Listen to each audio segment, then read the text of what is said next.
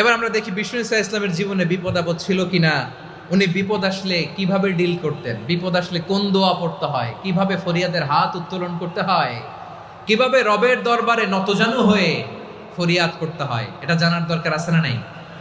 আসলে আমরা বিশ্বনবীর জীবনী থেকে দেখি বিপদ আসলে উনি কি করতেন।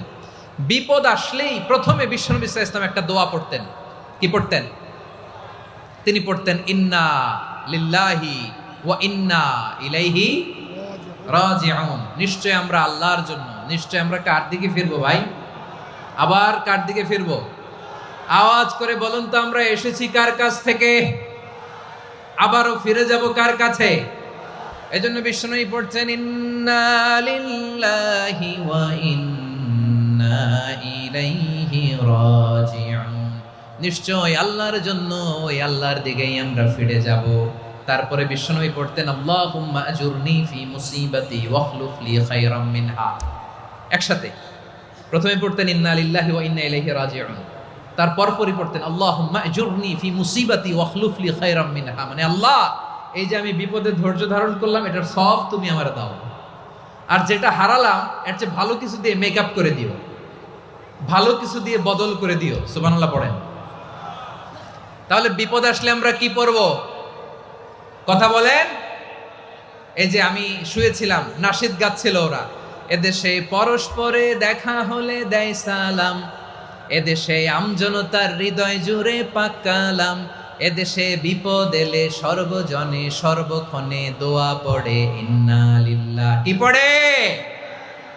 সুবহানাল্লাহ সুবহানাল্লাহ সুবহানাল্লাহ সুবহানাল্লাহ। এদেশে আজান শুনে সূর্য ওঠে শহর গ্রামে, এদেশে আজান শুনে সূর্য ডুবে সন্ধ্যা নামে, এদেশে সকল কাজে সবাই বলে বিসমিল্লাহ, এদেশে ভালো কিছু দেখে শুনে হাসি মুখে সবাই বলে মাশাআল্লাহ। সুবহানাল্লাহ পড়েন।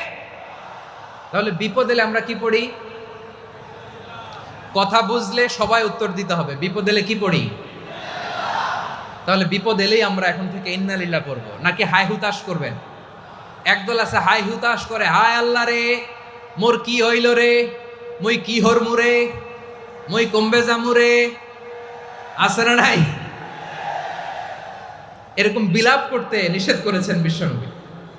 কি করব, কই যাব, কি হবে, হায় হায়, এরকম হাহুতাশ আছে না নাই? বিশ্বাসীরা হাহুতাশ করে না, তারা ইন্না লিল্লাহ পড়ে। কি পড়ে মনে থাকবে? আমরা পড়বো ইন্না লিল্লাহি ওয়া ইন্না ইলাইহি রাজিউন। নিশ্চয়ই আমরা আল্লাহর জন্য, আমরা আল্লাহর দিকেই ফিরে যাব। এরপর পড়বো আল্লাহুম্মা আজুরনি ফি মুসিবাতি ওয়াখলুফ লি খায়রাম মিনহা। আল্লাহ আমি যে বিপদে ধৈর্য ধারণ করলাম এটার সওয়াব দিও, আর যা হারালাম তার চেয়ে ভালো কিছু দিয়ে বদল করে দিও। সুবহানাল্লাহ পড়েন। বিশ্বনবীর হাদিস শুনলেন উম্মে সালামা রাদিয়াল্লাহু তাআলা আনহা। ওনার স্বামী হলো আবু সালামা। মজার ঘটনা খেয়াল করে শুনেন আমার প্রিয় কলিজার টুকরা ভাইয়েরা। কানগুলো খরগোশের কানের মতো খাড়া করে আমার দিকে তাকান। সাইয়্যিদাতুনা উম্মে সালামা রাদিয়াল্লাহু তাআলা আনহা, ওনার স্বামীর নাম আবু সালামা। শ্রেষ্ঠ দম্পতি, শ্রেষ্ঠ ফ্যামিলি। প্রথমে হিজরত করেছিলেন হাবাসায়, পরে হিজরত করেছেন মদিনায়। উহুদ যুদ্ধের পরে ওনার স্বামী আবু সালামা ইন্তেকাল করলো, শহীদ হলো। সুবহানাল্লাহ পড়েন। যখন আবু সালামা ইন্তেকাল করলো, উম্মে সালামা রাদিয়াল্লাহু তাআলা আনহা কেঁদে কেঁদে হয়রান। আর নবীর শিখানো বাণী অনুযায়ী তিনি বারবার পড়ছিলেন ইন্না লিল্লাহ। কি পড়ছিলেন? জামু কি হরমু এগুলো বলে নাই, কি বলছে? ইন্না লিল্লাহ।